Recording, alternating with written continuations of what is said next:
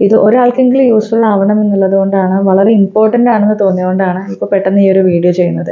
ഒരു ആർക്കിടെക്റ്റ് ആവണം എന്നുള്ള വലിയൊരു ഡ്രീമോട് കൂടി നിങ്ങളൊരു കോഴ്സിൽ ജോയിൻ ചെയ്യാണ്. ഒരു സെക്കൻഡ് ഇയർ ഒക്കെ ആകുമ്പോഴാണ് നിങ്ങൾക്ക് മനസ്സിലാവുന്നത് നിങ്ങൾക്ക് ഈ ഒരു ആർക്കിടെക്റ്റ് എന്നുള്ള ടൈറ്റിലോട് കൂടി ലൈസൻസ്ഡ് ആയിട്ടുള്ള ഒരു ആർക്കിടെക്റ്റ് ആയിട്ട് പ്രാക്ടീസ് ചെയ്യാൻ പറ്റില്ല എന്നുള്ളത്.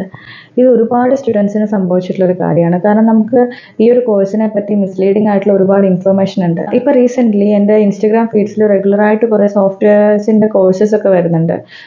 അതായത് ആർക്കിടെക്ട്സ് എങ്ങനെയാണ് ഒരു പ്രൊജക്റ്റിന് 2 ലക്ഷം 3 ലക്ഷം രൂപയൊക്കെ ഡിസൈൻ ഫീസ് ചാർജ് ചെയ്യുന്നതെന്ന് നിങ്ങൾക്കറിയോ? നിങ്ങൾക്കും അതുപോലെ ചാർജ് ചെയ്യണമെന്നുണ്ടെങ്കിൽ നിങ്ങൾ ഇന്ന ഒരു കോഴ്സ് ചെയ്യൂ എന്നൊക്കെ പറഞ്ഞുകൊണ്ടാണ് പല ആഡ്സും കണ്ടത്.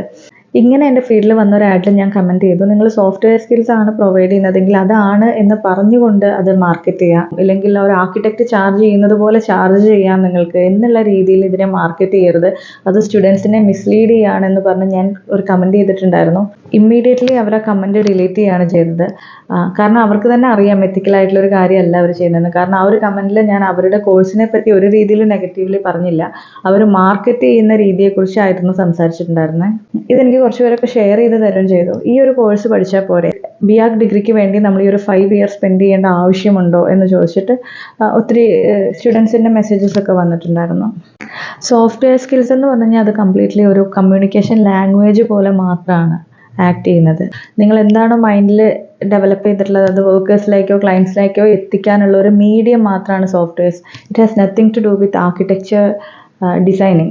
സോഫ്റ്റ്വെയർ നോളജ് എപ്പോഴും നല്ലതാണ്, പക്ഷെ അത് ശരിക്കും ആർക്കിടെക്ചറിൻ്റെ ഒരു വളരെ ചെറിയൊരു പാർട്ട് മാത്രമേ ആവുന്നുള്ളൂ. ഒരു ലൈസൻസ്ഡ് ആർക്കിടെക്റ്റ് ആയി പ്രാക്ടീസ് ചെയ്യാനാണ് നിങ്ങൾ ആഗ്രഹിക്കുന്നത് എന്നുണ്ടെങ്കിൽ, ഇന്ത്യയിലാണ് ഈ ഒരു കോഴ്സ് ചെയ്യുന്നതെങ്കിൽ നിങ്ങളുടെ മുന്നിലുള്ള ഒരു ഓപ്ഷൻ 5 ഇയർ ഡ്യൂറേഷനുള്ള BAc ഡിഗ്രി എടുക്കുക എന്നുള്ളത് മാത്രമാണ്. ഡിഗ്രി എടുത്താൽ മാത്രം പോരാ, COA ഇല്ലെങ്കിൽ കൗൺസിൽ ഓഫ് ആർക്കിടെക്ചറിന്റെ അണ്ടറിൽ നിങ്ങൾക്കൊരു യുണീക്ക് ലൈസൻസ് നമ്പർ കിട്ടും. അങ്ങനെ നിങ്ങൾ രജിസ്റ്റർ ചെയ്താൽ മാത്രമാണ് നിങ്ങൾക്ക് ഒരു ലൈസൻസ്ഡ് ആർക്കിടെക്റ്റ് ആയിട്ട് ഇവിടെ പ്രാക്ടീസ് ചെയ്യാൻ സാധിക്കുള്ളൂ. ആർക്കിടെക്ചർ ഡിപ്ലോമ പോലെയുള്ള കോഴ്സുകളൊക്കെ എടുത്ത് നമ്മളൊരു 2 to 3 ഇയേഴ്സ് ഒക്കെ അതിന്റെ പിന്നാലെ സ്പെൻഡ് ചെയ്ത് കഴിഞ്ഞ് പിന്നെ നമുക്കൊരു ആർക്കിടെക്റ്റ് ആയിട്ട് പ്രാക്ടീസ് ചെയ്യാൻ പറ്റില്ല എന്ന് അറിഞ്ഞു കഴിയുമ്പോൾ വീണ്ടും ഒരു 5 ഇയർ സ്പെൻഡ് ചെയ്ത് നമ്മൾ ഇതിലേക്ക് ഇറങ്ങുന്നതിനേക്കാൾ ഒത്തിരി ബെറ്റർ ആണ് പ്രോപ്പർലി കോഴ്സിനെ പറ്റി ഒരു അവയർനെസ് ഉണ്ടായിട്ട് നിങ്ങൾക്ക് വേണ്ടതെങ്കിൽ, ഇപ്പം നിങ്ങൾക്ക് ഡിപ്ലോമയാണ് വേണ്ടതെങ്കിൽ അത് ഓപ്റ്റ് ചെയ്യാം. സോഫ്റ്റ്വെയർ സ്കിൽസ് പഠിച്ചാൽ മതിയെങ്കിൽ അത് ഓപ്റ്റ് ചെയ്യാം. നിങ്ങൾക്ക് ഒരു ലൈസൻസ്ഡ് ആർക്കിടെക്ട് ആവണമെന്നുണ്ടെങ്കിൽ BAc ഡിഗ്രി ഓപ്റ്റ് ചെയ്യാം. അതിലൊരു അവയർനെസ് സ്റ്റുഡൻസിന് ക്രിയേറ്റ് ചെയ്യുക എന്നുള്ളതാണ് ഈ ഒരു വീഡിയോയുടെ ഉദ്ദേശം. ആർക്കിടെക്ചർ പഠിക്കാൻ ആഗ്രഹിക്കുന്ന സ്റ്റുഡൻസിന് ഈ ഒരു വീഡിയോ ഡെഫിനറ്റ്ലി ഷെയർ ചെയ്ത് കൊടുക്കുക. അവർക്ക് ഉറപ്പായിട്ടും യൂസ്ഫുൾ ആയിരിക്കും.